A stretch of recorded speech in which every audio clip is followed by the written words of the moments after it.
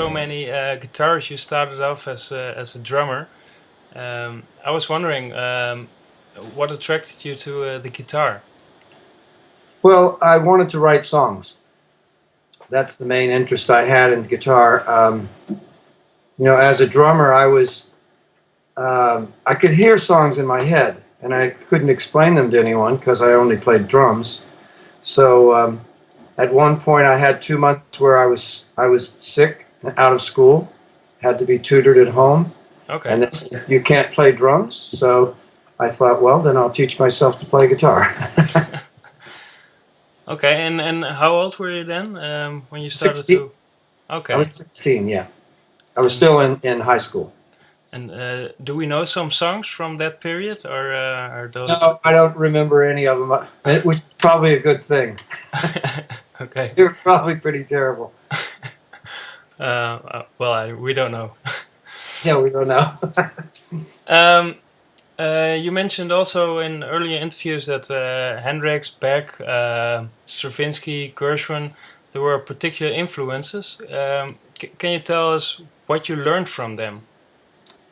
Well, once I started learning to play guitar, that was around the same exact time, 1966, 67, when guitarists like Jimi Hendrix and Jeff Beck and Eric Clapton and so on really hit their stride, and it changed for me everything because I wanted to play guitar like that, not just write songs. Yeah. So their influence was very heavy because it made me realize, well, I'd like to go deeper into what guitar is and what you can do with it.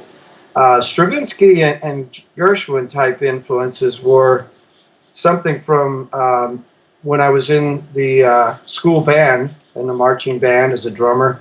I heard some concerts of that type of music, and I really, really liked that kind of music. So I always had this love that was kind of classical, avant-garde music combined with pop music. And of course, the pop music came from the Beatles. And how do those compositions, as well as the Beatles, as well as Stravinsky, how do they relate to your work? Well, they, especially with the Beatles, I guess you would say they were the people I learned the most from, like almost like my teachers. What I would do when I was young was just study records and try to figure out how to do everything the same exact way as they were doing it on the record. For the Beatles and Jimi Hendrix and people like that, I was able to learn note for note most of the stuff that they did. With Stravinsky and Gershwin, it's more of a, I never learned their music. I don't know how to play any pieces of Stravinsky music. It's more of just something that you learn from in another way. You learn about orchestration and harmonization and why did it do this here and why did it do that there. So those are just things I figured out that have actually helped overall in my musical character over the years. Okay, and what was your most valuable lesson as a guitarist? What did you learn? Because the Amsterdam Electric Guitar Heaven Festival also celebrates music education. Mm-hmm. So as a scholar yourself, I learned to play like a lot of different styles by listening to a lot of other guitar players. Anything that caught my ear, I would try to figure out how to do it. So I actually learned how to finger pick like Chet Atkins style from listening to his records. I listened to older records like Les Paul and learned some of those kind of chord inversions and things. I listened to some of the great blues players and tried to learn to play blues, so I had that in my background. I listened to Segovia and classical playing and tried my best to try to figure that out, but it's very much hard. It's very harder than I could do at that time in my life. But still, I was able to grasp some of it, So my idea at first was really to get a well-rounded education by just listening to a lot of various artists that I knew were supposed to be the best at their instrument. Yeah, and listening and copying and copying them. Yeah, and then I got to a point in the 70s, mid-70s, where I realized, well, I had a pretty well-rounded self-education at this point, but I sounded like, everyone else. especially when it came to playing electric guitar. And that's when I decided to try to find my own thing to do, my own voice. And the one thing that I always had liked was imitating sounds. And so I started by putting little sounds in the solos. Instead of doing a guitar riff, I would make a car horn, you know. Yeah. The audience would like that, and that you could tell that they thought that was interesting and fun.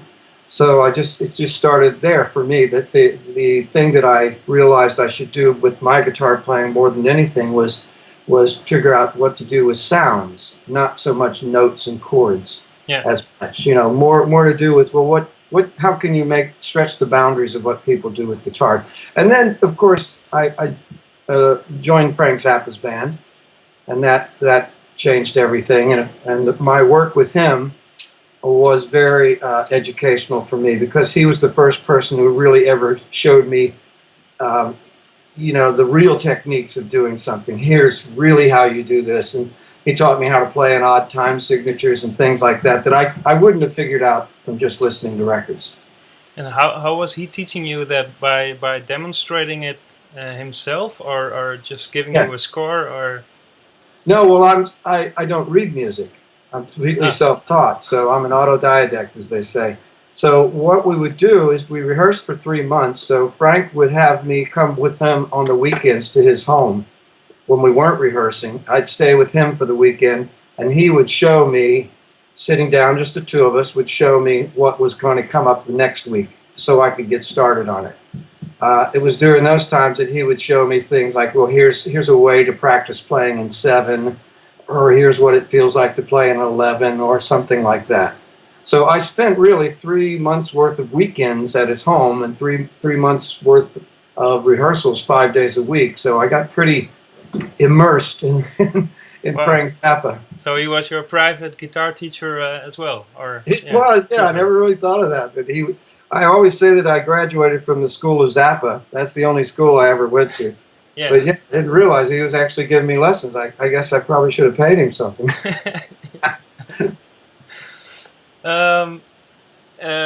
Still about music education, what role should new technology play in music education? Well, technology has always been very important to me. It just so happens that technology and guitar grew up at the same time as I did.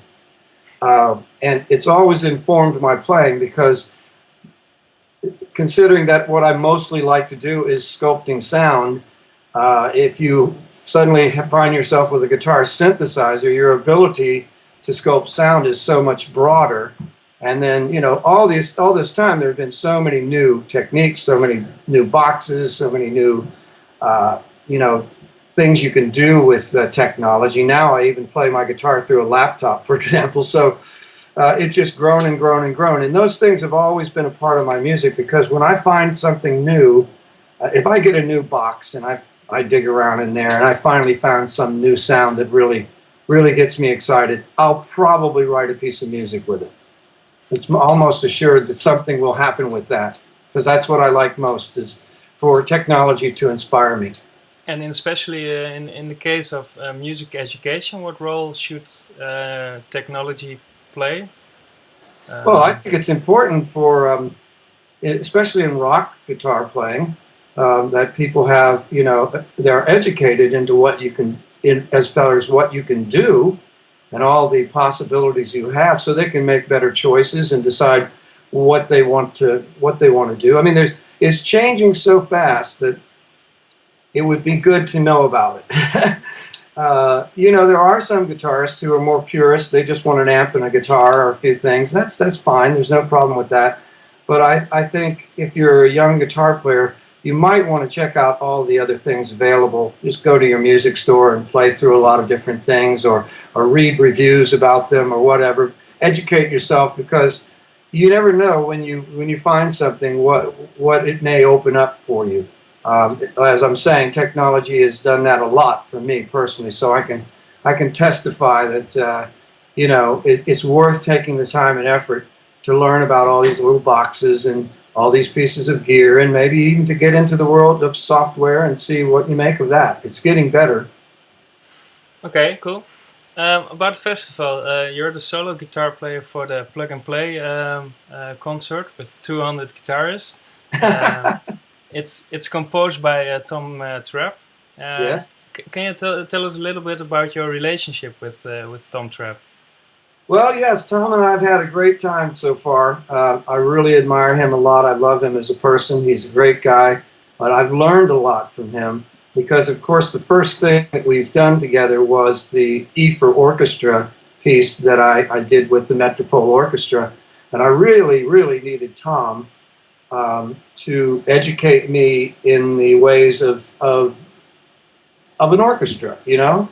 I have all the ideas up here, but I don't know how to translate them once again. It's almost like back to being a drummer who can't play guitar yet.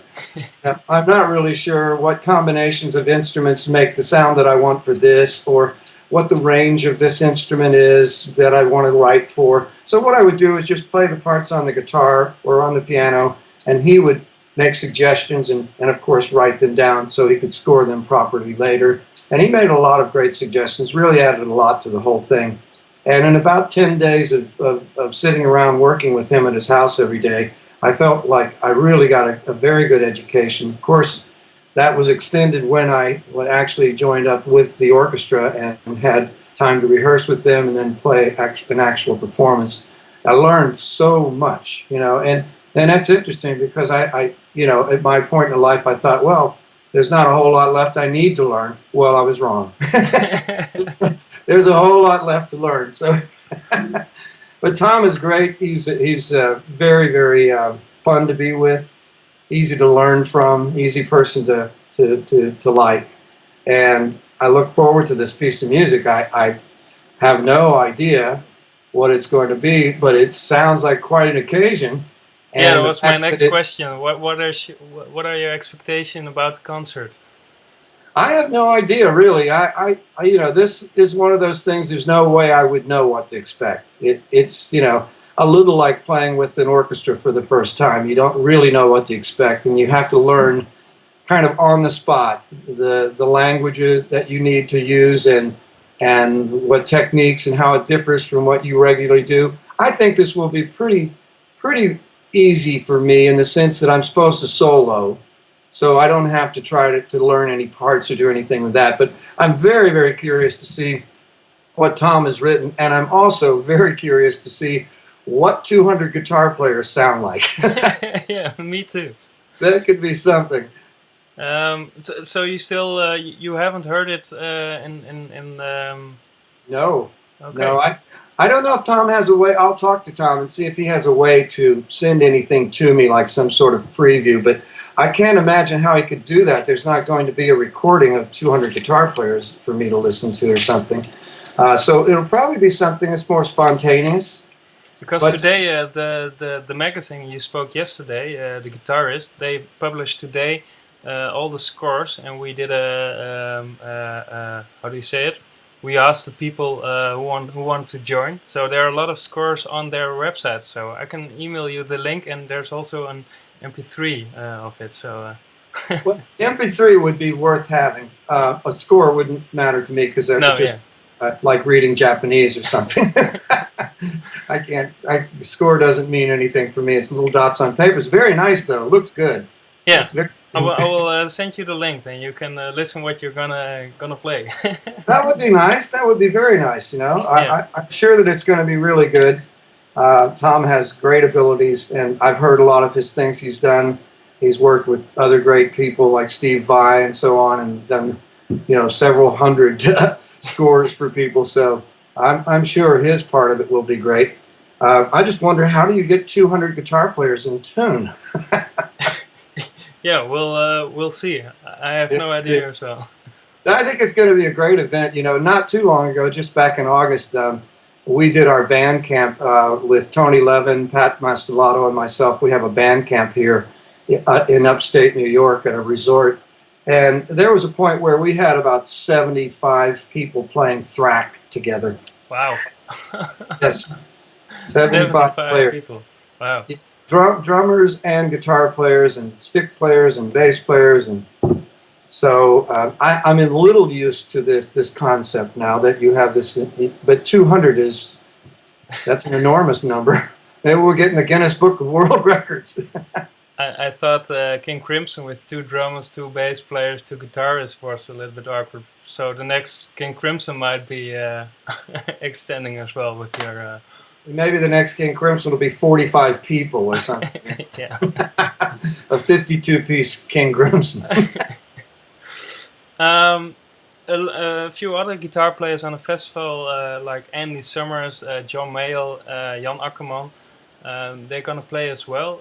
Can you tell us a little bit what you admire their way of playing?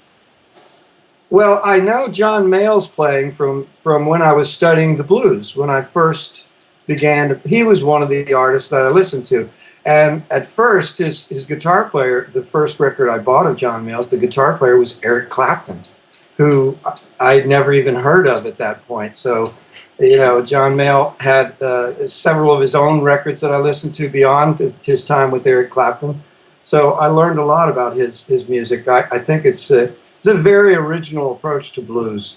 It is blues, but it's a more personalized form of blues. And I really learned a lot from his early records. I don't know Jan Akkerman's playing yet. I hope to learn something before then.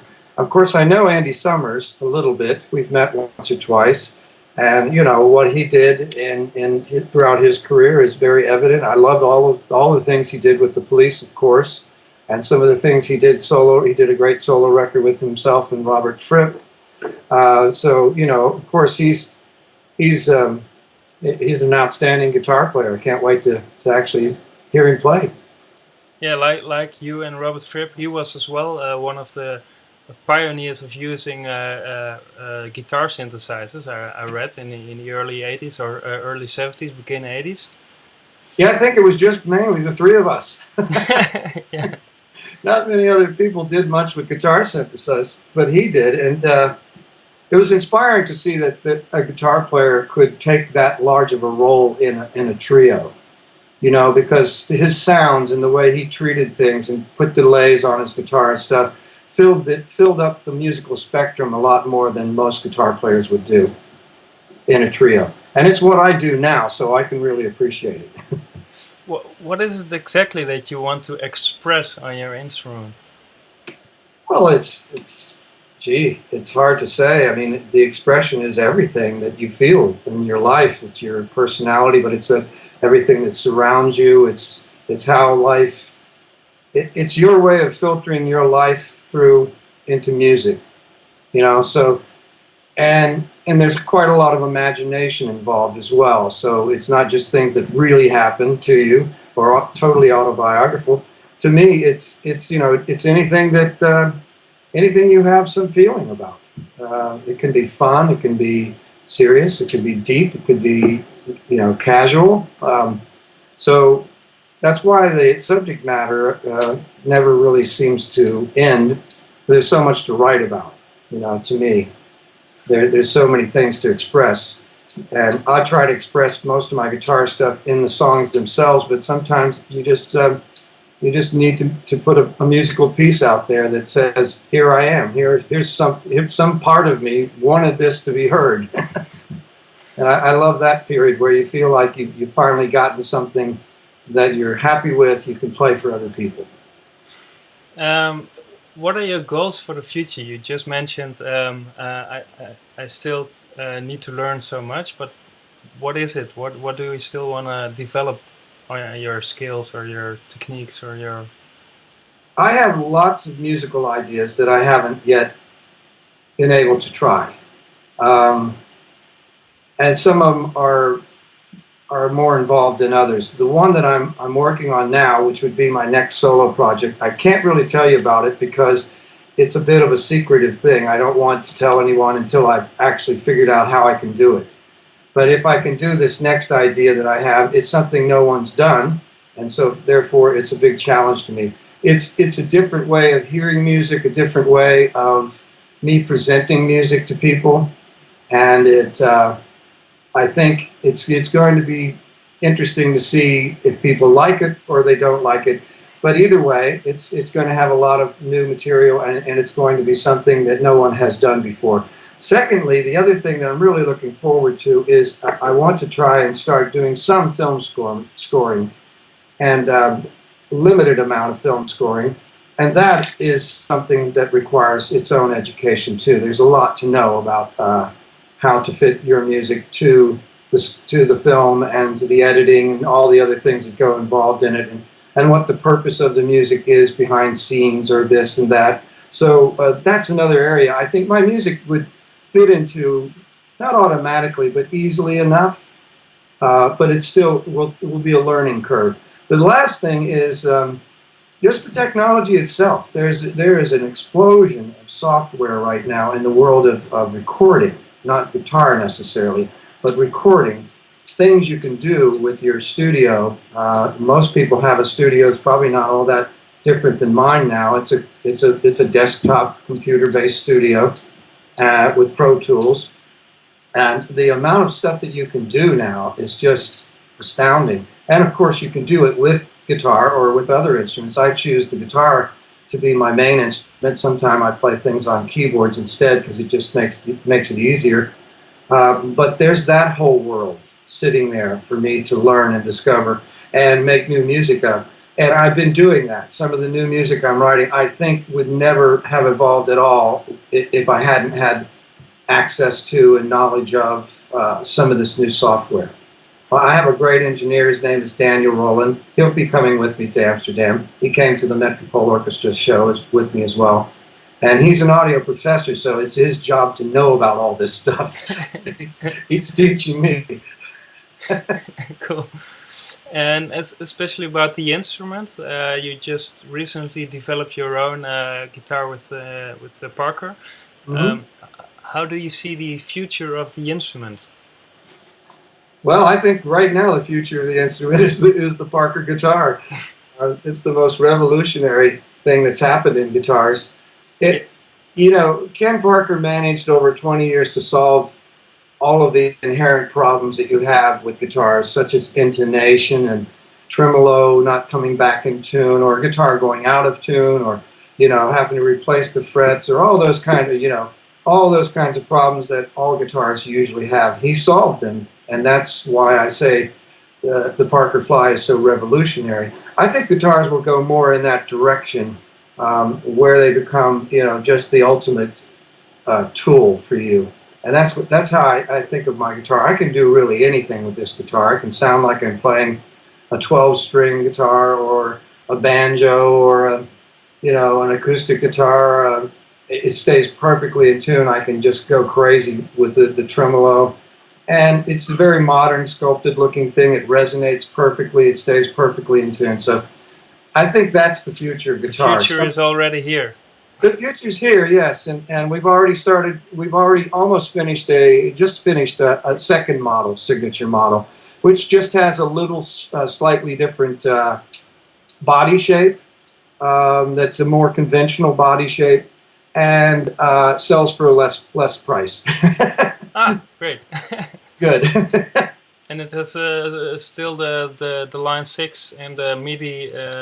It has the MIDI and it has the sustainer pickup. Sustainer, but it doesn't have the line 6. And okay. that's one of the things that we changed and made it more affordable. And the other thing that we changed is we made it so you have a MIDI output and you have a regular guitar output that works. So if you don't want to play MIDI guitar and you're just going to plug into somebody's amp and jam with them or something, you don't need all your MIDI gear, you can do that. You couldn't do that on my first model. Okay. That was one thing that got overlooked, I'm afraid, but now you can do it with the second one. Yeah. You can go and see it at parker.com, of course, the newer guitar. Yeah, I will. I'm curious. One of the last questions, what's your advice for young players? Well, it's a different world than it was when I started out. Like I said, mostly I just got records and sat down in front of a record player for hours on end. Now you could you could go to school, you could go to Berkeley, you could go to somewhere where you can learn the proper techniques and learn how to read music and all those things. I would say both of those approaches are still valid. Mostly what I would think is that after you've got your mechanics to a certain point and you feel good, fairly good about what you can do, you should probably go out and play live. Because I think that's the other part of education that is totally invaluable. You have to go out and play live because that is where so much stuff happens that you won't get if you're just sitting alone, you know, learning a song or looking at a computer or whatever. You won't get that same effect. When you go and you play out live, things change and things happen that you didn't think of.